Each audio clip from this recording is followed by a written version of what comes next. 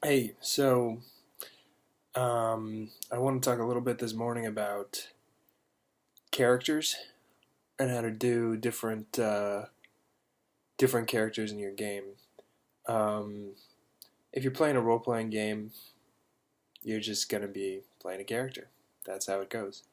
Either you're a player character, so you have a very specific one that you've written and you're creating, um, or you're the dungeon master and you have a lot of characters that you're coming up with. Maybe some of them are well developed, maybe some of them aren't. Um, so I'm just going to talk about a couple techniques that I use that help develop characters. So the first thing that I would say is knowing your world or knowing something about the character. So like a great example is the Dwergar.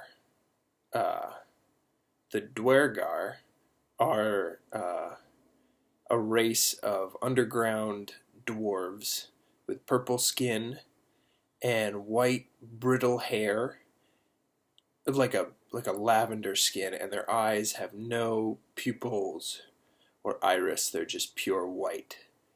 Um, and the basic description of them is that they are dour and joyless. They're monolithic, and they don't value art. They only value strength and workmanship.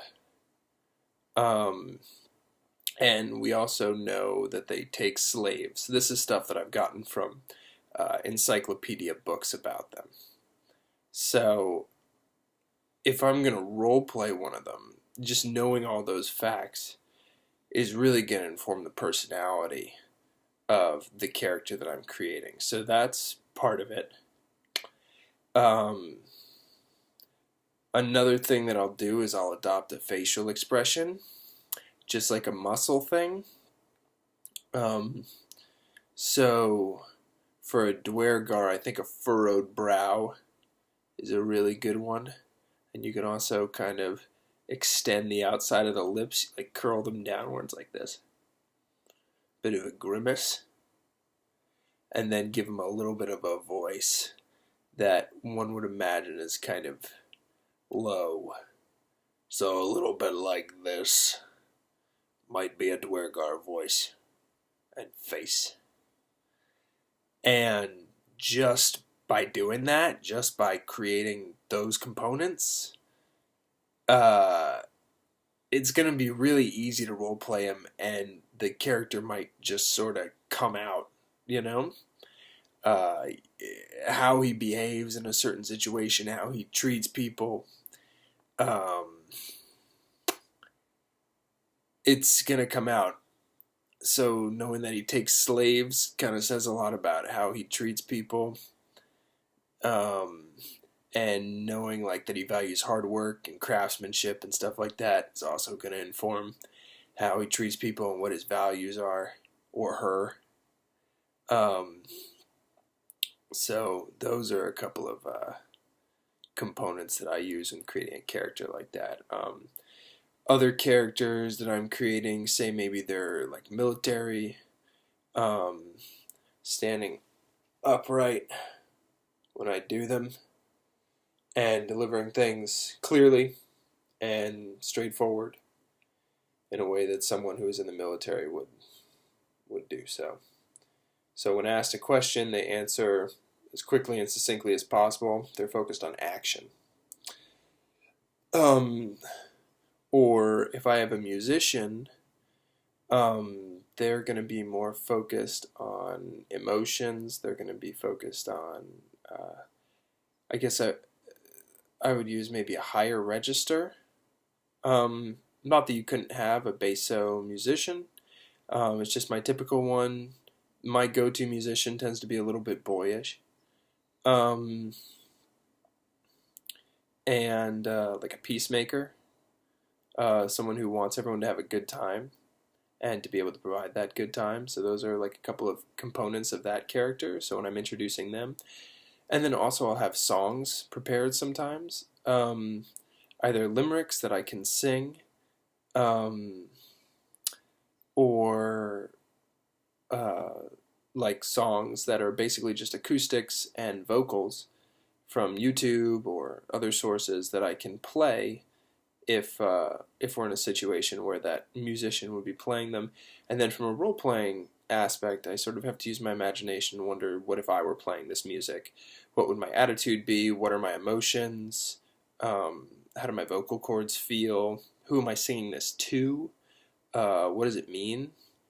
Are all components of creating that character. Um, Villains are pretty fun, and they're also challenging. They tend to be mean and to bowl over people. They use a lot of anger or manipulation, so I have to be very conscious of what their goals are and what their motives are. If it's like, say, a military type villain, again, their stuff is going to be very straightforward, very action oriented. This thing, this thing, this thing, and very consequence oriented. So if you don't do this, then I'm going to do this sort of stuff. Um, so I use a lot of that for detailing the behavior of these types of characters. Um, Children, sometimes I'll play children. Um, Generally, like, love is a huge thing for kids, and kind of a freedom, uninhibited, um, and getting attached to people. But also, kids can become sort of standoffish with people. They can really sense people's motives really well. So if someone seems trustworthy, kids are going to be really quick to pick up on that and attach themselves to that person. Whereas if someone does something that upsets them, they're going to put a big distance between themselves and that other person. And granted, kids' opinions of you can shift on a dime. Um, so that's children. Um, and then a lot of times when we make a player character, the way the handbook has it is that we come up with a personality trait for the character, we come up with an ideal, we come up with a bond, and we come up with a flaw. Now that's a lot to role play right off the bat. Maybe some of you can do it, and good on you. I mean, nice work. Um, and if that seems overwhelming, I recommend um, picking one and doing that for one session, and then picking another and doing that for the next session.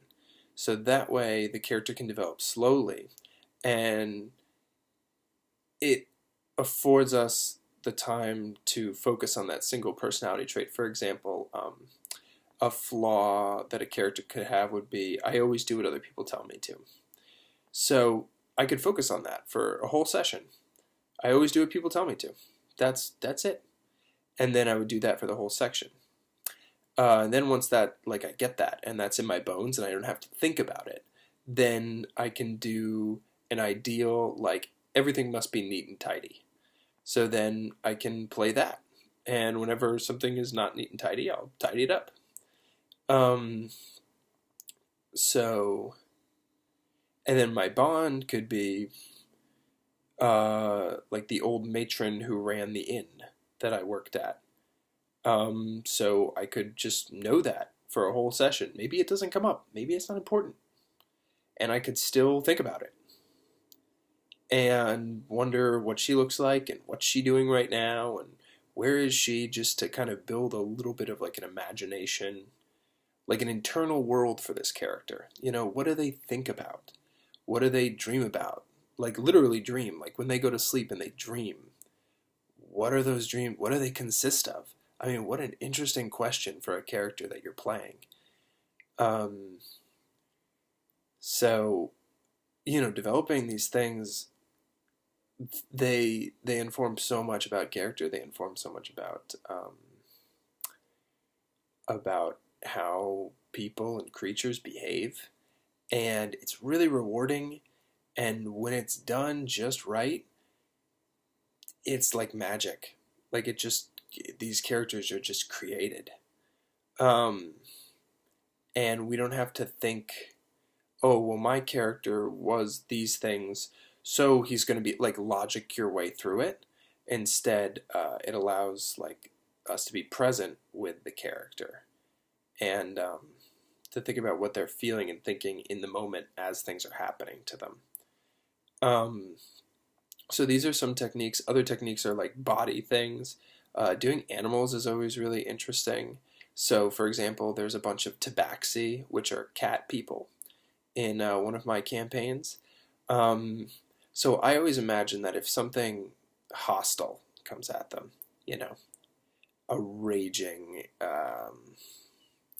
like monster, something big teeth, sharp claws comes at them, or maybe they're in the middle of the jungle and they hear like a loud like rise of bugs or something, or moaning in the distance, something that they clearly know is a threat.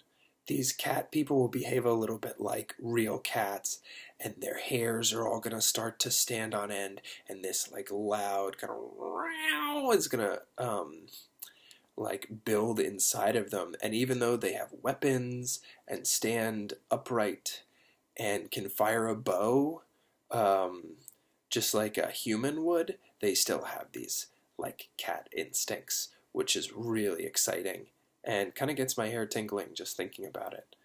Um, so, so considering that sort of behavior, and then also, they would be licking themselves in their downtime. They're probably curious and aloof, just like a real cat would be. Um, so these sort of behaviors can inform that it clearly informs those ones. And then also, if you have a character who's not an animal, it's still possible to associate an animal with them. Maybe like a dog. You could still have a human who's got like kind of a dog spirit, and that's going to come through, or a bird spirit. Um, and it's a metaphor, and you get to pick what you think your character's spirit animal is in terms of their behavior, and it's gonna shift the way you think about the character, and it's a sort of like lateral thinking in a way, because it gets you out of your own way, and then you can use your critical thinking for dealing with the situation that they're in. How do we handle this? Do we trust this person? What's our goal? Is this safe? Is this going to work? Whatever the problem that you're trying to solve, you can start to use your critical thinking to handle the problem, and in a way, your critical thinking is freed, um, because a big part of your capacity now is being put on the behaviors and the emotions of this character, um, which can be kind of liberating. You tend to overthink things less. Um, so that's my advice video for today. I've really enjoyed making this one, so I hope it's useful to you, and I'm looking forward to hearing back from anyone. And thank you so much for listening and watching and clicking like and all that. So have a nice day, and I'll see you tomorrow.